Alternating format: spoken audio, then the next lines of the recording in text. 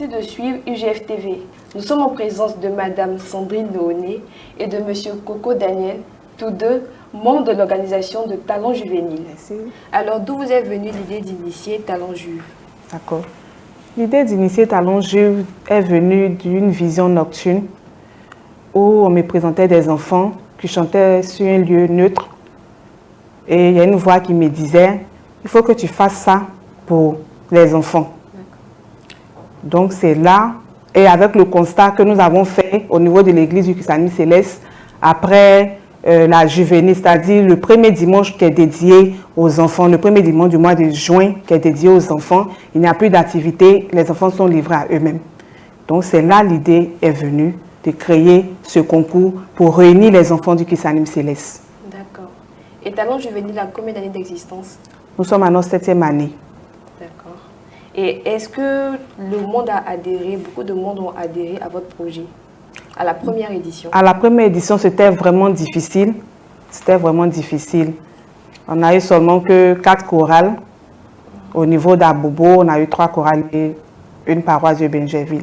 C'était un peu difficile, mais... Mais quelles ont été les difficultés que vous avez rencontrées au début? Les difficultés, c'était des difficultés d'ordre financier d'abord et spirituel. D'accord. Et au fil de tout ça, des 7 éditions, de la 6e édition, c'est cela, est-ce que vous êtes satisfait de l'évolution? On peut dire ça. On peut dire que je suis satisfait de l'évolution parce qu'à compter de la première année jusqu'à où nous sommes arrivés, je peux dire que ça a évolué et les paroisses commencent à adhérer. D'accord. Merci beaucoup, madame. Je vous en prie. Monsieur Coco Daniel, Oui. on veut connaître les domaines de compétition. Bonsoir d'abord et merci de nous donner l'occasion de parler de cet événement. Il faut dire qu'à Talents Juve, nous avons instauré 5 disciplines. D'accord. Et les 5 disciplines sont à savoir la présentation de la paroisse pour les différentes chorales qui participent, la présentation de leur paroisse, la prédication, l'exercice des enfants à la prédication. On a donné en 3e choix un chant imposé, qui est un chant révélé de l'Église. Et on leur a donné aussi pour la 4e discipline un chant au choix et ensuite des questionnaires bibliques. Donc, tout ça fait les 5 disciplines auxquelles les enfants sont confrontés pendant la compétition. D'accord. Vous faites partie des personnes, des membres du jury, c'est ça? Effectivement. Oui. Sur quoi sont basés les critères de notation? Bon, les critères de notation sont en fonction des différentes disciplines. D'accord. Voilà. Et quand on parle par exemple, la présentation de la paroisse, et ça consiste à donner des informations que, étant chrétiens célestes, nous sommes supposés savoir ou ne pas savoir. Donc ça veut dire que pendant la présentation de la paroisse, on doit nous donner des informations que nous savons déjà et même ceux que nous ne savons pas. Voilà, tout ça rentre en compte et les critères, nous parlons de la diction, c'est-à-dire une bonne diction et le jeu scénique, voilà, et puis les détails. Et ça c'est concernant la présentation. Concernant la prédication, il faudrait que l'enfant s'exerce à donner la parole de Dieu, comme ça se fait les dimanches à l'église. Et c'est pour nous, pour dire de façon brève que Talents Juve est une école. C'est une école pour la formation de nos tout-petits, et les emmener à connaître la liturgie de l'église, ça c'est la première chose, et tout ce qui concerne les chorales, les consorts, tout ça. Donc, on peut dire de façon brève que Talents Juve est une école qui vient apporter un plus aux enfants, qui leur permet de passer des vacances saines, comme on a pour habitude de le dire, c'est notre slogan, faire passer des vacances saines aux enfants, en leur apprenant ce qui est bon, ce qui est de l'Église. Concernant la précédente manche, quelle a été l'équipe qui a gagné? Ok, merci bien.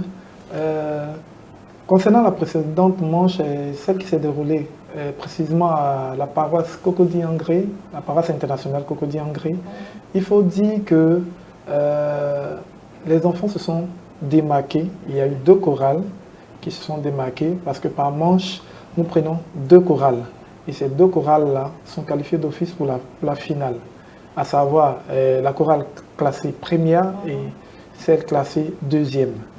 Et il faut aussi noter que par rapport à la manche précédente, cette manche-là, le niveau était un peu moyen. Parce qu'à Yopougon, on était face à des enfants qui ont véritablement donné le meilleur d'eux-mêmes.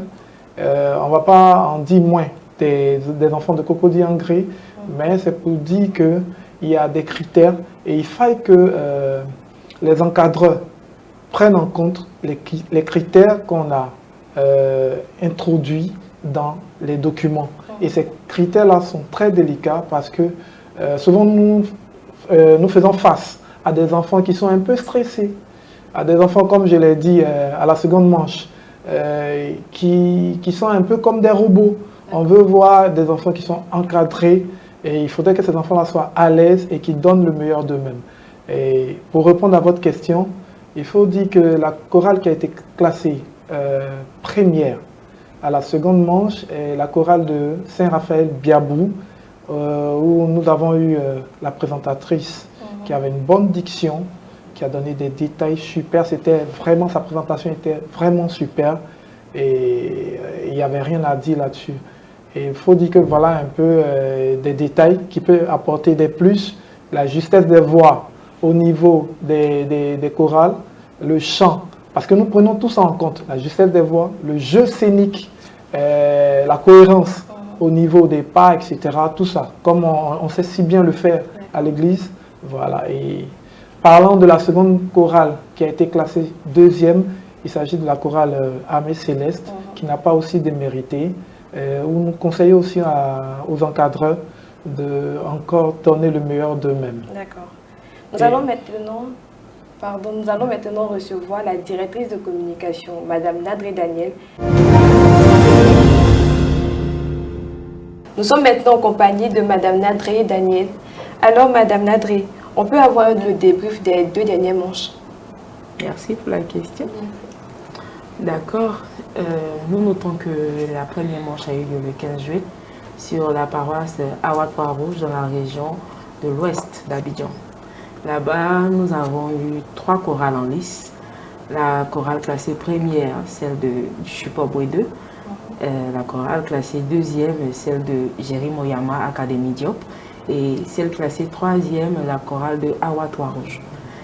Il fut un beau temps, les paroissiens, les fidèles de la région sont sortis, venus soutenir leurs enfants, venus regarder le talent de leurs enfants. Voilà. Et, tout s'est bien passé, il n'y a pas eu de contestation, les jurys ont fait leur rôle, l'organisation a fait son rôle, et voilà. Ensuite, il y a eu la deuxième manche. La deuxième manche dans la région de Abidjan Nord-Est, à la paroisse internationale de Cocody Angré. Alors sur cette paroisse, 2 chorales se sont affrontées. La chorale classée première, celle de Saint-Raphaël Biabou. La chorale classée deuxième, celle de Armée Céleste. Là-bas, il y a eu plus de mobilisation de la part des fidèles de la paroisse et de la part même des fidèles des chorales en compétition. Nous avons une mobilisation exceptionnelle des fidèles de la jeunesse de la paroisse qui nous a accueillis. Franchement, depuis cette édition, c'est la paroisse qui a vraiment intégré l'organisation au point où, bon, c'était confondu. D'habitude, quand on arrive sur une paroisse, il y a les éléments de Talonge de l'organisation et il y a les éléments de la paroisse qui nous accueillent. Mais là, on a carrément fusionné. Et je ne parle même pas des ressources qui ont été mises à notre disposition. Alors, au niveau du responsable de la paroisse, il a fait un speech d'encouragement. Vous savez, tout ceci est bienvenu. Ça nous réconforte. Ça nous réconforte après tellement de difficultés que nous traversons pour faire ne serait-ce qu'une manche. Quand nous partons sur des paroisses et nous sommes vraiment accueillis, cela donne chaud au cœur. Donc, j'aimerais profiter de ce canal pour saluer mon père, le vénérable suprême évangéliste, Papa Gomé Barthélemy. Alors, dites-nous comment se déroule l'organisation de la 3e manche. Eh bien, nous avons déjà fait une réunion technique avec tous les encadreurs.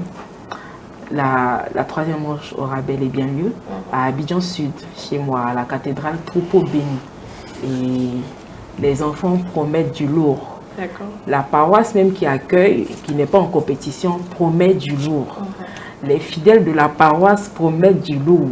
Mon président de jeunesse promet du lourd. Toutes les infrastructures promettent du lourd. Donc on vous invite à suivre cette manche sur notre plateforme Talent Jeu Facebook, qui sera, les vidéos seront diffusées après la manche. Vous pouvez aussi assister en présentiel. Vous êtes invité à la troisième manche qui aura lieu, je n'ai pas dit la date, le 29, le 29 juillet, c'est-à-dire samedi, dans pas longtemps. D'accord. On peut maintenant savoir si vous rencontrez des difficultés autour de l'organisation de cette troisième manche. Bien sûr, il y a d'énormes difficultés. Comme toute œuvre n'est pas parfaite, mais j'aimerais relever quelques difficultés qui sont d'ordre financier et aussi le capital humain. Vous savez, nous n'avons pas organisé Talent Juif, nous n'avons pas pris l'initiative de faire Talent Juif pour s'accaparer d'une certaine gloire. Vous comprenez? Talent Juif est un groupe vraiment ouvert. Chaque année, il y a des gens qui m'écrivent, on veut cette fois faire partie du groupe, on les intègre, mais il n'y a pas de volonté par la suite. Vous comprenez? Alors que franchement, on donne la possibilité à tout le monde de rejoindre l'équipe. Vous savez, ce n'est pas forcément l'argent, mais le capital humain qui est très important. Vous comprenez? C'est le capital humain qui fait fonctionner l'argent. S'il n'y a personne, ça sera vide et tout. Donc, chaque année, je suis pas fermée. J'accueille tout le monde, depuis les hôtesses, la sécurité, des personnes même qui peuvent intégrer le groupe et faire d'autres choses, être PCO de manche, être membre du jury et tout. Mais à chaque fois, on galère. À chaque fois, on galère pour le personnel, le capital humain. C'est autant pour moi. Autre chose, les difficultés d'ordre financier. Vous savez, de la première édition jusqu'à aujourd'hui, comme par magie, il n'y a jamais eu de ticket, il n'y a jamais eu de frais d'inscription pour le choral qui désire participer. Pourtant, lors des manches, c'est le talent des enfants qu'on partage. Vous savez, ces vidéos vont jusqu'au Nigeria. Vous comprenez, dans notre église, pour qu'une page nigériane publie ta vidéo, c'est qu'ils sont convaincus. Vous comprenez un peu le système anglophone. C'est qu'ils sont convaincus de ce que tu fais. Les vidéos font des milliers de j'aime, des milliers de vues, etc. C'est du travail que nous abattons pour donner de la visibilité aux enfants de notre église et aussi à l'église elle-même. Mais à chaque année, nous sommes abandonnés à notre sort. On est tenté de dire, c'est toi qui as songé, donc tu vas lutter pour ton projet. Mais après, quand nous tous sommes des chrétiens célestes et qu'on porte la soutane et que quelque chose met en avant une infime partie, sinon un infime pilier de l'église, je pense que jeunes, vieux, femmes, enfants, on devrait se mettre ensemble pour faire évoluer la chose. Aujourd'hui, Talent Juif a des difficultés, on ne va pas cacher, des difficultés financières parce que nous fonctionnons sous fonds propres. D'accord. Il n'y a pas de sponsor, il n'y a pas de soutien et tout, mais les soutiens viennent à... Donc depuis la première édition, c'est vraiment sous fonds propres. C'est vraiment sous fonds propres, à part la paroisse de Cocody-Angré qui a donné des ressources. D'accord. Pas toutes, mais qui ont donné des ressources vraiment importantes pour financer cela. Donc nous ne sommes pas fermés, nous sommes ouverts à des types de partenariats sous contrat, nous sommes ouverts à vraiment des collaborations. Voilà, je ne vais pas dire gagnant-gagnant, mais bien sûr quand on fait quelque chose, bien voilà, sûr. Même si ce n'est pas le gain financier, voilà, faire la promotion de quelque chose, on est entre frères, ça ne nous dérange pas. Et je profite de ce canal pour dire que cette année, l'entrée à la finale sera payante. Et le ticket sera à combien? Il y a trois types de passes. Il y a le pass grand public qui est à 2 000, le pass VIP qui est à 5 000, le pass Very VIP qui est à 10 000. Et croyez-moi, ce n'est rien comparé au confort dans lequel vous serez. On a entendu souvent dire que Talent Juif ne donne pas des prix conséquents. Ça, c'est vraiment des prix accessibles. Non, je veux dire des prix lors de la remise des trophées. Par exemple, la première chorale, par exemple, n'a pas d'instrument. On donne juste de l'argent ou des lots de camailles et tout. J'ai entendu dire ça. J'ai entendu dire que bon, Talent Juif pour faire des répétitions, on dépense beaucoup de moyens, les enfants viennent dormir, il faut les nourrir, nanani, nanana. Et puis, au final, les récompenses ne valent pas l'argent qu'ils ont dépensé. Ok. C'est pour pallier à tout ça, croyez-moi. Si vous voulez, on va faire un comité scientifique pour inspecter la vente des tickets, pour que vous sachiez que le tarif des tickets qu'on a fixé, c'est pour pallier à tous ces problèmes. Problème de récompense, problème des salles non conformes, non, la salle produit trop d'écho, la climatisation a été éteinte. Vous ne payez pas, mais vous êtes capricieux. Donc cette fois, l'entrée sera de 2, 5 et 10 000. Merci beaucoup. Merci beaucoup, Madame. Merci. Alors, notre émission tire à sa fin et nous vous informons que nous sommes disponibles pour toutes vos publicités, vos événements. Vous n'avez qu'à joindre le numéro qui s'affiche au bas de votre écran pour venir à notre chaîne télé. C'était tout pour aujourd'hui et merci de nous avoir suivis.